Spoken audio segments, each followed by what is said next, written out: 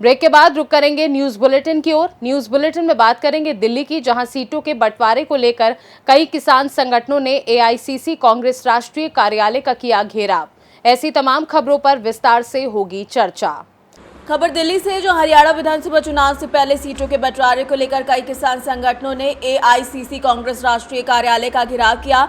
बता दें कि सैकड़ों की संख्या में किसान और महिलाओं ने विरोध प्रदर्शन जताया। साथ ही साथ जिस तरीके से कांग्रेस ने रामनिवास गडेला बरवाला से टिकट दिया है, बता दें कि करप्ट और भ्रष्ट आदमी है, इस पर कई मुकदमे दर्ज है, ऐसा किसानों का कहना है। जिसके बाद किसान पूरी तरीके से धरने प्रदर्शन पर उतर आए हैं।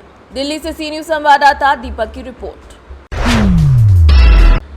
खबर हजारीबाग से, जहां लोकसभा क्षेत्र के विभिन्न इलाकों में झारखंड के सबसे बड़े और ख्यातिपूर्ण नमो फुटबॉल टूर्नामेंट कराई जा रही है, जिसमें हजारीबाग लोकसभा क्षेत्र के सांसद मनीष जायसवाल के सौजन्य से सांसद खेल महोत्सव 2024 के तहत आयोजित नमो फुटबॉल टूर्नामेंट का भव्य आगाज पदमा प्रखंड के ग्राम सूरजपुर स्थित परतन खेल मैदान में हुआ, जिसका उद्घाटन मुख्य अतिथि बरही विधानसभा क्षेत्र के पूर्व विधायक मनोज कुमार यादव ने किया।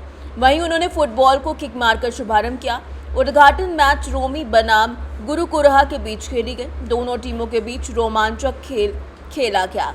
बता दें कि इस दौरान कई लोग मौजूद रहे। टूर्नामेंट के संयोजक निशांत सिंह, सह संयोजक मनोज गुप्ता, सांसद खेल प्रतिनिधि बंटी तिवारी समेत कई लोग उपस्थित रहे।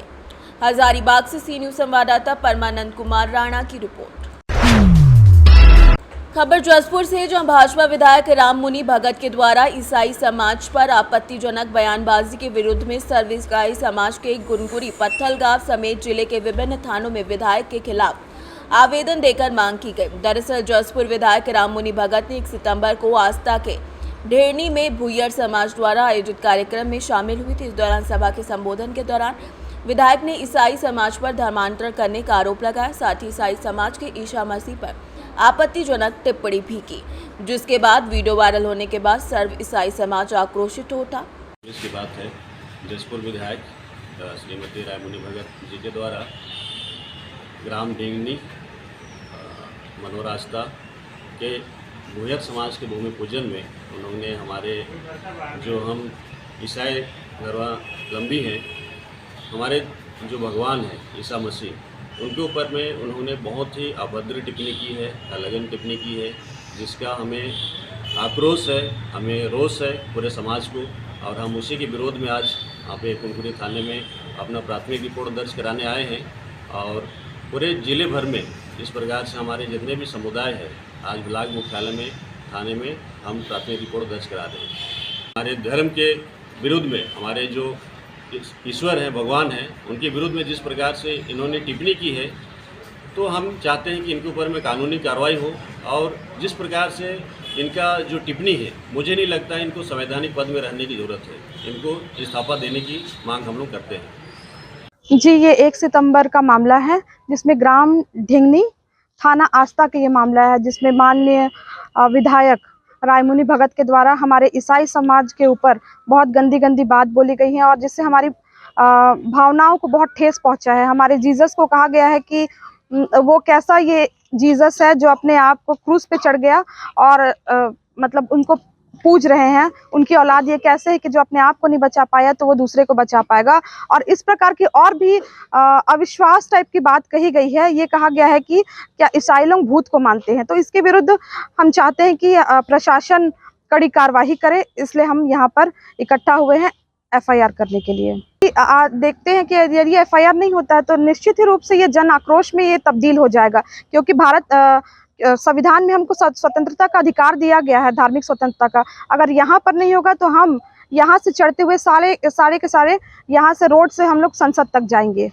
मुनि भगत जी के द्वारा 7 सितंबर 2024 को ये आस्था क्षेत्र के कार्यक्रम में भुइयर समाज के सामाजिक भवन के भूमि पूजन कार्यक्रम में इनके द्वारा ईसाई धर्म के भगवान ईश्वर ईसा मसीह के ऊपर अनर्गल बात की है, अनाप शनाप टिप्पणी की है। उसके विरोध में हम लोग उसकी इस टिप्पणी का हम लोग खंडन करते हैं। सब ईसाई समुदाय आक्रोशित है, आहत है। हम जिला प्रशासन से चाहते हैं कि उचित कार्रवाई किया जाए, क्योंकि किसी भी धर्म के प्रति उनको इस तरह की बात नहीं करना चाहिए, क्योंकि स्वयं एक जनप्रतिनिधि है, विधायक है, एक जिम्मेदार, एक संवैधानिक पद पे हैं। तो हमें बहुत दुखी है इनके इस घटना से, और नहीं करती है तो हम लोग इसके आगे भी और भी योजनाबद्ध हम लोग आगे चलेंगे। एसपी साहब हैं, कोर्ट है, विधानसभा है, सांसद है, वहाँ तक ये बात को लेकर चलेंगे। जसपुर से सी न्यूज संवाददाता दीपक वर्मा की रिपोर्ट। खबर कानपुर से, जो गणेश महोत्सव के चौथे दिन विभिन्न स्थानों में पूजा पंडालों और लोगों ने अपने अपने घरों में भगवान गजानन की पूजा अर्चना कर भक्तों ने सुख संपत्ति का आशीर्वाद मांगा। शहर के विभिन्न स्थानों में तरह तरह के कार्यक्रम आयोजित किए गए। राधा कृष्ण लीला का मंचन दिखा तो कहीं जागरण और भजन संध्या ने लोगों का मन मोह लिया, तो कई जगह गणपति के भजनों पर भक्त थिरकते नजर आए। शहर के विभिन्न स्थानों जैसे खलासी लाइन स्थित महाराष्ट्र मंडल के भवन में आयोजित गणेश महोत्सव में चौथे दिन आरती के बाद कवि सम्मेलन हुआ। ब्रह्मनगर चौराहे के पास गणेश महोत्सव में महाआरती के बाद वृंदावन से पधारे हरिराम कौशिक ने अपने सहयोगी कलाकारों के साथ कृष्ण लीला का अद्भुत मंचन किया। वहीं उस्मानपुर स्थित गणेश पार्क में बाबा श्री आनंदेश्वर सेवा समिति की ओर से सुंदरकांड का पाठ किया गया। इसी कड़ी में यशोदा नगर स्थित बजरंग चौराहे पर मनाए जा रहे गणेश महोत्सव के पंडाल की भव्यता और सुंदरता ने लोगों का मन मोह लिया। कार्यक्रम के संयोजक सतीश कुमार ने कार्यक्रम की जानकारी दी। इसके अलावा शहर भर में सजे पूजा पंडालों में अलग अलग आयोजन देखने को मिले। गणेश महोत्सव के पावन पर्व के उपलक्ष्य में पूरा कानपुर शहर भक्तिमय हो गया।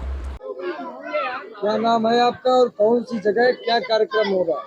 ये 12 सुरई गांव है, ठीक है। जिंद बाबा मंदिर के पीछे ये जगह बोली जाती है, और 2017 से बराबर गणेश चतुर्थी का प्रोग्राम यहाँ होता है। कौन सा दिन है आज कार्यक्रम का? आज तीसरा दिन है। तीसरे तो है, चौथा दिन, चौथा दिन, 17 चौथा दिन। अच्छा, क्या समय रहता है सुबह से लेकर शाम तक? कार्यक्रम कितने समय तक चलता है? कार्यक्रम तो शाम को 9 साढ़े 9 बजे चालू होता है, 10 साढ़े 10 बजे समापन हो जाता है बस। भंडारा और विसर्जन कब करेंगे? भंडारा करेंगे 12 तारीख को, विसर्जन करेंगे हम लोग 13 तारीख को। क्या कहना चाहेंगे भक्तों से यहाँ के? बहुत बहुत अच्छा लगा हुआ, जितने भक्त आते हैं। पर डे का इनका सिस्टम है, रोज आके बढ़िया तरीके से जितनी देर प्रोग्राम होता है बराबर बैठे रहते हैं। और पूरा सभी क्षेत्रवासियों के सहयोग से कार्यक्रम हो रहा है? हाँ, सभी क्षेत्रवासियों के सहयोग से कार्यक्रम होता है। कानपुर से सी न्यूज संवाददाता भरत पांडे की रिपोर्ट। खबर शिवपुरी से है, जहां बेटाट तहसील से खबर आ रही है। मंगलवार को भाजपा के नेताओं ने किसानों की फसल के अतिवृष्टि से नष्ट होने पर राहत राशि की मांग कर अपनी ही सरकार के खिलाफ मोर्चा खोलकर राज्यपाल के नाम ज्ञापन सौंपा है। एक और सरकार कह रही है कि हम किसानों के साथ हैं, तो वहीं इस प्रकार भाजपाइयों का अपनी ही सरकार में ज्ञापन देना बता रहा है कि भाजपा में जनप्रतिनिधियों नेताओं की भी कोई सुनवाई नहीं है। मंगलवार को भाजपा के नेताओं ने दोपहर करीब 1 बजे अपनी ही सरकार से सत्ता में होने के बावजूद किसानों की फसल अतिवृष्टि से नष्ट होने पर राहत सामग्री की मांग को लेकर राज्यपाल के नाम तहसीलदार को ज्ञापन सौंपा है।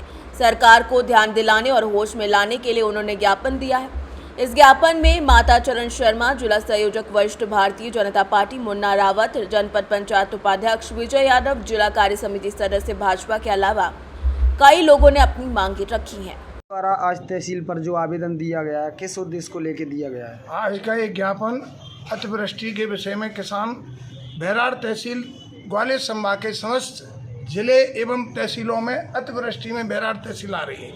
लगातार 2.5-3 माह से लगातार बारिश होने की वजह से बैराड़ तहसील के सभी गांवों में किसानों की समस्त फसलें नष्ट हो चुकी हैं। इसका सर्वे कराकर मुआवजा दिया जाए। वह हमारे किसान भाइयों पे कर्जे के विषय में जो बैंकों द्वारा कर्जे हैं वसूली के लिए नोटिस दिए जा रहे हैं, और लाइट के विषय में अधिक बिल, लाइट कम और बिलों की वसूली, ये सारी चीज़ें रोककर मुआवजा दिलाने की कृपा करें। आपने तहसील कार्यालय आकर और इन सारे किसानों के साथ आकर जो ज्ञापन दिया है, किस माध्यम से, किस लिए दिया है, क्या समस्या है आपकी? आज हम सभी किसानों ने जुड़ के एकत्रित होकर और माननीय राज्यपाल महोदय को एक ज्ञापन दिया है, जिसमें हमारी बैराड़ तहसील के सभी ग्रामों की मूंगफली, बाजरा, सोयाबीन की फसल पूर्णतः 80% नष्ट हो चुकी है। इसलिए हम शासन से अनुरोध करते हैं कि जो शासन द्वारा जो योजना बैंक या बिजली विभाग के जो मतलब नोटिस तहसील के माध्यम से किसानों को दिए जा रहे हैं, उन बिलों को या नोटिसों को स्थगित किया जाए और हमारे किसानों का सर्वे करा के और गाँववाज ग्राम पंचायत द्वारा आनवारी मान के उसका सर्वे कराया जाए। तहसील नहीं, कुछ ग्रामों का तो 100% नुकसान हुआ है, तो ग्राम पंचायतों का आनावारी मान के उस मापदंड से उसका सर्वे करा के किसानों को मुआवजा दिलाने की कष्ट करें। आपके द्वारा आज आवेदन किसके नाम दिया गया है तहसील पर? देखिए, आज महामहिम राज्यपाल महोदय के लिए एक सामूहिक रूप से भारतीय जनता पार्टी के वरिष्ठ लोगों ने और सभी किसान बंधुओं ने तहसील पे आकर के ज्ञापन दिया और इस कारण दिया कि बैराड़ तहसील पूरी अतिवृष्टि की चपेट में आ रही है। यहाँ पर फसलें पूर्णतः नष्ट हो चुकी हैं। इसलिए महामहिम राज्यपाल महोदय से अनुरोध है, तहसीलदार महोदय के माध्यम से ज्ञापन दिया गया है और बैराड़ क्षेत्र का, बैराड़ तहसील का, समूची तहसील का सर्वे कराया जाए और किसानों को उचित मुआवजा दिया जाए, जिससे जो बैंक वसूली हो रही है, जो किसानों के विद्युत बिल की वसूली हो रही है, उस पर रोक लगाई जाए। इतना ही हमारा महामहिम राज्यपाल महोदय एवं भारतीय जनता पार्टी के सम्मानीय माननीय मुख्यमंत्री एवं सभी भारतीय जनता पार्टी की सरकार से अनुरोध है कि बैराड़ क्षेत्र को मुआवजा दिलाने की कृपा करें। यही मेरा आपसे शिवपुरी से सी न्यूज़ संवाददाता विनोद सिकरवार की रिपोर्ट। फिलहाल के लिए बुलेटिन में बस इतना ही। देश दुनिया की बाकी खबरों को जानने के लिए आप देखते रहिए सी न्यूज़ भारत।